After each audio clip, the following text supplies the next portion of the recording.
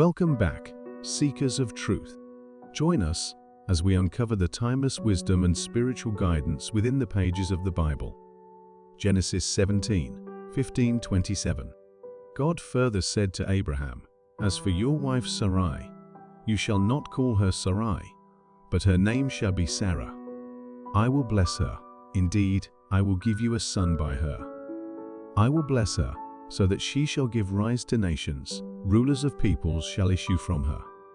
Abraham threw himself on his face and laughed, as he said to himself, "Can a child be born to a man 100 years old, or can Sarah bear a child at 90? And Abraham said to God, "Oh, that Ishmael might live by your favor." God said, "Nevertheless, Sarah, your wife shall bear you a son, and you shall name him Isaac, and I will maintain my covenant with him as an everlasting covenant for his offspring to come. As for Ishmael, I have heeded you. I hereby bless him. I will make him fertile and exceedingly numerous. He shall be the father of 12 chieftains, and I will make of him a great nation. But my covenant I will maintain with Isaac, whom Sarah shall bear to you at this season next year." And when he finished speaking with him, God was gone from Abraham. Then Abraham took his son Ishmael, and all his homeborn slaves, and all those he had bought, every male in Abraham's household, and he circumcised the flesh of their foreskins on that very day, as God had spoken to him. Abraham was 99 years old when he circumcised the flesh of his foreskin, and his son Ishmael was 13 years old when he was circumcised in the flesh of his foreskin. Thus, Abraham and his son Ishmael were circumcised on that very day, and all his household, his homeborn slaves, and those that had been bought from outsiders, were circumcised with him. Psalm 34:1-6. This poor man cried, and the Lord heard, and saved him out of all his troubles. The angel of the Lord encamps around them that fear him, and delivers them. O taste and see that the Lord is good. Happy is the man that takes refuge in him. O fear the Lord, ye his saints, for there is no want to them that fear him.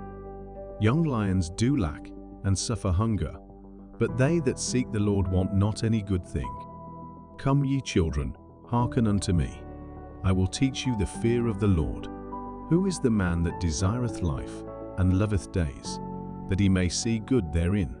Keep thy tongue from evil, and thy lips from speaking guile. Proverbs 19:4.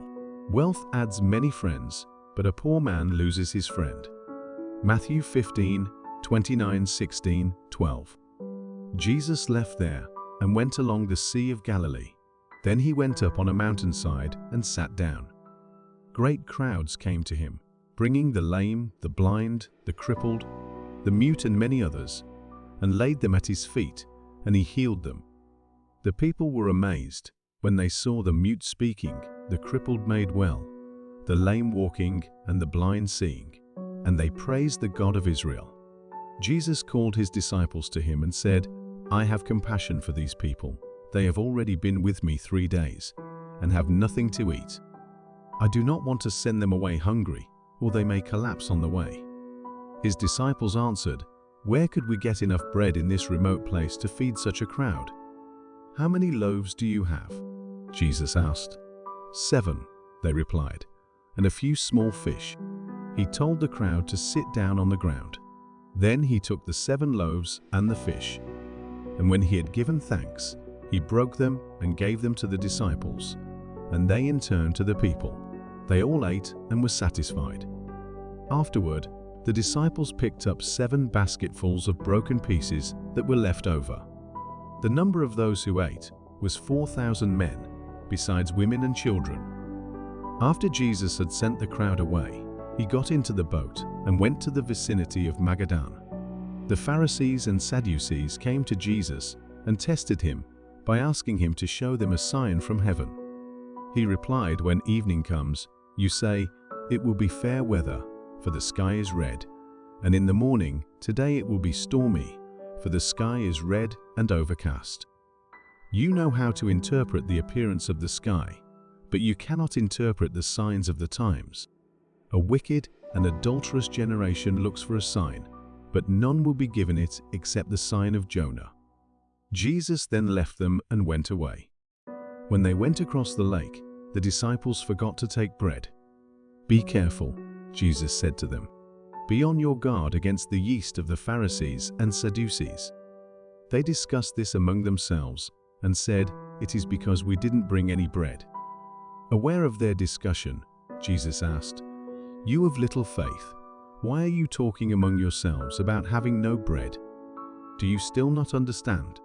Don't you remember the 5 loaves for the 5,000 and how many basketfuls you gathered? Or the 7 loaves for the 4,000 and how many basketfuls you gathered? How is it you don't understand that I was not talking to you about bread? But be on your guard against the yeast of the Pharisees and Sadducees." Then they understood that he was not telling them to guard against the yeast used in bread, but against the teaching of the Pharisees and Sadducees. As we bid farewell to another enriching session of Bible reading, we extend our gratitude for your presence and engagement.